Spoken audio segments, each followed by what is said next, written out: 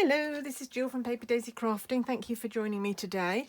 I'm going to show you today how to make this card, which I posted on my blog a couple of weeks ago. Made this specially for my mum, so I need to do this video in order to get this in the post now. My mum, some of you know, has dementia and is in a care home in Norfolk, which is about 170 miles away from where I live. So of course, because of COVID, I haven't been able to visit her much this year. So I wanted to make her a special card to let her know I was thinking of her. So for that reason, I printed my sentiment on this card rather than stamping it. If you want to do that, you can. Let me show you. I've got another one here I have printed. So you just need to print onto an A4 sheet of cardstock, and that's what your printer will take, and then cut it down. So here I've put Merry Christmas Mum and Dad. This was because my sister-in-law asked for a card as well, so I'm going to make her one. So you need to print it, leave a good space so that you've got enough space there. And then what I did was, and this is printed in a font called Hayseed, and I always print in grey, sort of, that's a dark grey, but it's up to you what you do. And then I cut that 1/2 centimetre or maybe 1/4 inch, and then 13. So I cut this 13 square. So I just mark, so I'm going to measure this sentiment, mark in the middle. So this measures 5, so I've marked 2.5, and then I know that if I do 6.5 either side, that's going to be centered. And then I would trim that off, trim that down, and that would be my panel. I could just do that, couldn't I, quickly? So that's if you want to print your sentiments. If you want a personalised sentiment on your card, you can do that. Today I'm going to stamp my sentiment because I just want it to say Merry Christmas. Don't need it to be personalised, so I'm going to stamp it and heat emboss in silver. So that's it. That's your panel. That's what you will end up with, and that is what will mount onto there. Okay, so that's if you want to do that. It takes me, when I'm doing these printed messages, it does take me a little bit of time to play around with the size of the font and things, but you can do that quite easily. It's not a problem. Right, okay, so what are we going to do today? Right, we're going to use Whisper White, of course. We had some sad news about Whisper White today. The factory that supplies it, the mill that supplies it, has gone out of business because of COVID. So Stampin' Up are no longer able to get stocks of Whisper White. So once the current stocks have run out, that will be it. There will be another white cardstock called Basic White. They've told us that it's just as good and it's nearly exactly the same as Whisper White, but of course I haven't seen it yet, so I can't personally recommend it. Right, okay, so I'm going to cut this panel down to 13 centimetres. So now, because I'm not printing the sentiment, I can cut it down. So before we even start, so this is my panel, and you'll see why we need a panel in a minute actually. So that's my 13 by 13 panel, and then I'm going to cut. That was out of thin Whisper White, by the way. This is our normal Whisper White cardstock. It's going to be mounted on another piece, so it didn't need to be our thick, but this time it does need to be our thick. So I'm going to cut this at 14 centimetres, which is about 5.5 inches. You wanted to work in inches, and then I'm going to turn it round and I'm going to score at the same. I'm going to score it at 14 centimetres, which will then give me a square card blank, and then just a little bit to trim off there. So where's my bone folder? There we go. And just a little bit to trim off there. And there we go. There. So that's our card blank. This is our panel. So the panel should have a 1/2 centimetre space all the way round. So the border should be about 1/2 centimetre or 1/4 inch all the way round. Right, okay. So what we're going to do first is we are going to stamp and emboss, heat emboss our image. So I'm going to take the panel, and I'm going to take my embossing buddy, make sure that I've got rid of any sticky fingerprints there, and then I'm going to take my Versamark, and I'm going to use today the sentiment, which is from Snowman Season. This nice little Merry Christmas here, one I've used an awful lot. So what I'm going to do is I'm going to ink it up with Versamark, and I'm going to stamp it near the bottom and try and centre it. Excuse me if my head gets in the way here. Just need to just momentarily be over it. Hoping that's fairly central. Right, put my pad away and then bring in my silver embossing powder. And there we are. That's my message at the bottom there. Not bad actually, I'm not too displeased with that. And then just bring in my heat gun. And I'm just going to start my heat gun a little bit before. There we go.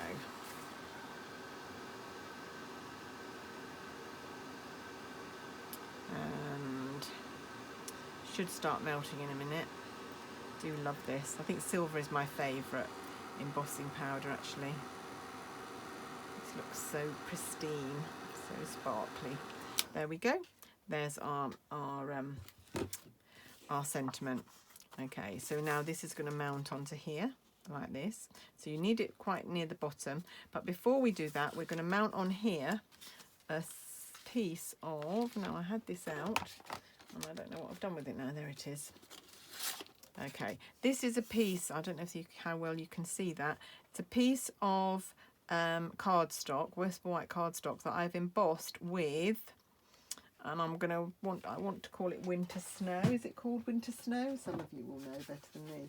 Right, get out my catalogue again. This embossing folder is retiring. If you want to get your hands on it, it's a lovely one. Winter Snow, it is called Winter Snow. It's only $3.75 at the minute in the catalog on my online shop. Real bargain.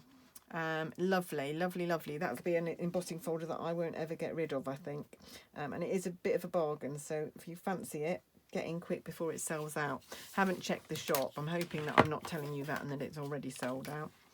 Right, okay. I'm now going to measure 3.5 centimetres, or in inches, about 1 3/8 inches down my card. My strip of embossed cardstock measures 3.5 centimetres, so that's 3.5.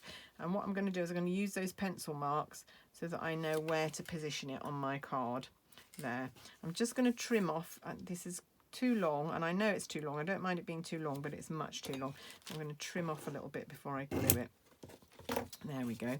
Oh, and I haven't got my Tombow out again. Oh, every time. Don't know why I'm not a bit more organised. There we go. Right, so I'm going to put some Tombow on the back here.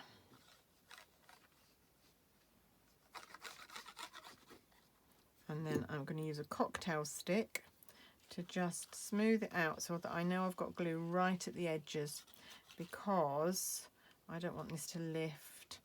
I want it to be really securely glued down. So making sure I've got glue right up to all the edges. Another little bit of glue along there. So yeah, I don't like it when I see a little bit rising up, because it's not got glue right down at the edge. Right, okay, so like I say, that is going to go over our marks so that we know that it's about 3.5 centimetres. Doesn't have to be exact. Don't even have to measure if you don't want to. I just quite like to get it exact. There we go. And then that panel is going to be mounted on our card blank. It's already looking good, even though I say it myself. Am I allowed to say that about my own creations? There we go. I do love working with white and silver though. My favourite colour combination for Christmas definitely is just white and silver. Right, there we go. And again, just bringing my cocktail stick, just smooth this out so that we know that all these edges are going to stick down and not lift at all. The Glue in the middle doesn't matter so much as long as you've got some glue in the middle to hold it down. Otherwise it can sort of pillow up a little bit sometimes. Right, there we go. So again, just making sure that your borders are all equidistant. Oh, it's stuck. There we go. There, and that's the basis of our card to start with. And then we're going to add our snowflake embellishment. Now, when I did my snowflake on this card, I cut out the oval, the scalloped oval from our silver foil card, and a white circle from Whisper White, a plain circle, and then 3 snowflakes, the larger one from silver foil, the next one from Balmy Blue glimmer paper, and the next one from white, in the smallest one from white. Okay, now I've already cut out the white one, but what I'm going to do is I'm going to cut out wherever I put them. Here we go. Just because I know I don't do a lot of die cutting on camera, sorry, running away with me, but I wanted to show you something special today, which only arrived with me a couple of days ago, and it is this. Ta-da! This is our mini cut and emboss machine, and it is fab. It's got such a small footprint, and you see that that's tiny. So I can now keep this on my desk, and it's quite light as well. So I don't have to worry about hoiking. My other one does my shoulder in sometimes, lifting that up. But this one is great. I mean, you get the plates that you need with it. So to cut dies, you need plate number 1, which is this white thicker one, and then 2 of the clear ones. And then I'm going to put this snowflake through with a piece of silver foil. Now obviously, because it's our mini die cutter, you won't be able to get wide things in here, so you do need quite small pieces of card, but 90% of the dies that I cut I think will fit in this machine, and it's very easy to use. Just needs a little bit of oomph to get that through. There we go. No cracking like I used to get on my Big Shot. And that's, there you go, you can see, cut out very cleanly. Beautiful. This is not one of the easiest dies to do because it's got so many bits that get stuck. But there we go, lovely. And then we're just going to do our Balmy Blue one, and this is just about the width to go through. I think it's going to go through like so. Probably in an ideal world I would cut that down a little bit, but I'm going to see if it will go through. There we go. We have got a few embossing folders that will go through. Most of our embossing folders won't fit this little mini machine. There was one, oh gosh, my grid paper's going for a walk. There was one in the Christmas catalogue, wrapped in texture or something like that. Beautiful, I loved it. And that's retiring as well. So sad about that retiring. So I really love that. And that wasn't just a Christmas one, that was one you could use for any occasion. Right, there we go, that's all our die cutting done. So we have got a circle, a scallop circle, a circle, a balmy blue, a silver, and then we need a white. Right, now I just need to sort myself out before I carry on, because my grid paper has gone for a ride, and my grid paper tells me where I need to be. So I just need to make sure my grid paper is back where I need it to be. This is the problem with die cutting when I've got my grid paper on my desk. So I'm just going to stick that down again, just so that I know. That just gives me a guide about where I should be working. Right, okay, now the last die cut, I have actually already put through the die cutting machine, and it's the smallest snowflake. But what I want you to do once you've die cut it is not to, so the die is still on the back there. Before you take it off, I would like, what you need to do is take one of our large dimensionals and pop that in the middle of it, because we want those little cutout pieces to stay in place, because otherwise you will see the dimensional through them and it will still be sticky. So you want them to stay in place. If you do it this way, then they will stay in place. So I can now pop this out like so. There we go. Right, now we can just put all this together. So I'm going to use a little bit of tear and tape to fix my circle onto. Oh, where's my tear and tape gone? Oh, I would use my tear and tape if it was in here. Okay, not in there. Oh, that's a bit odd. I've done my tear. Oh, here it is it? Oh, this is an equivalent. I don't think this is actual tear and tape. I think this is a different make equivalent, but that's what we'll use, as that's what I've got at the minute. I don't know what I've done with my tear and tape then. Not in the drawer that it should be in.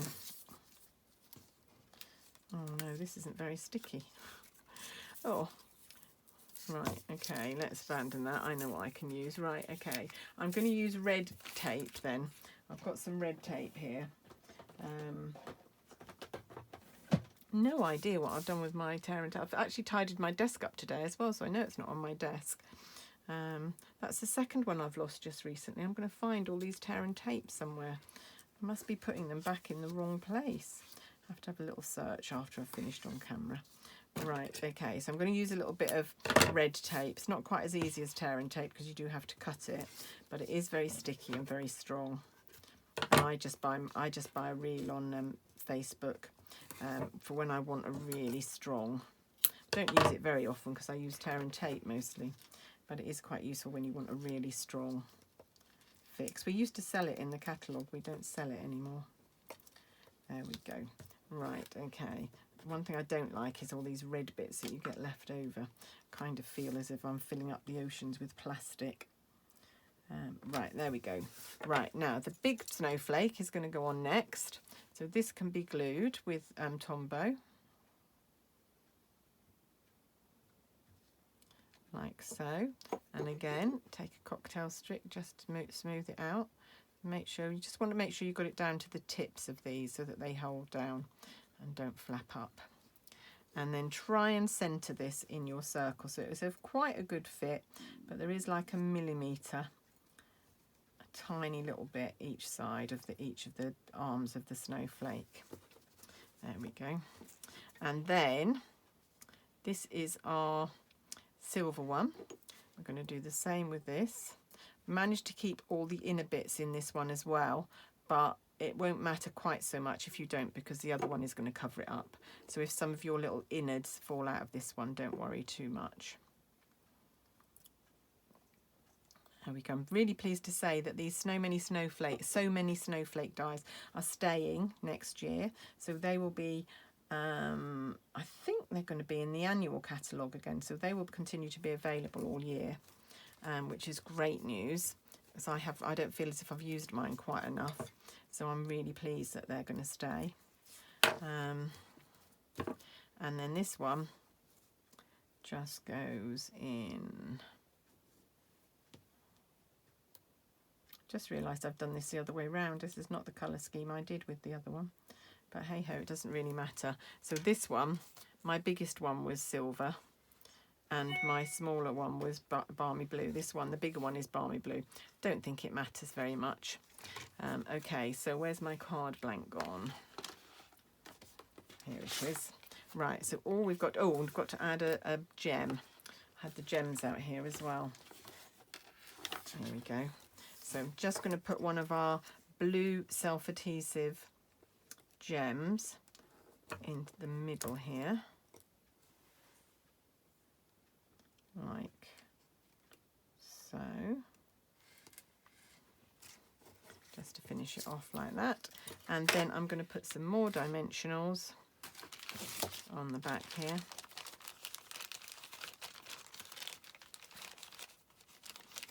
And I'm really puzzled where my tear and tape has gone. I have a drawer where I keep all my adhesives, just down to the right here. So all my Tombows, my seals, my dimensionals, all my adhesives are all in one place, and that's where they go. And I'm usually pretty good about putting them away in there as well, so I don't know what I've done with it. Right, okay, just take these dimensionals off and we will be done.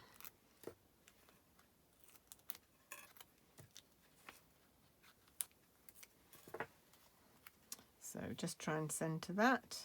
Either have an arm going down or across, it doesn't really matter, but don't sort of have it halfway there. And that's it.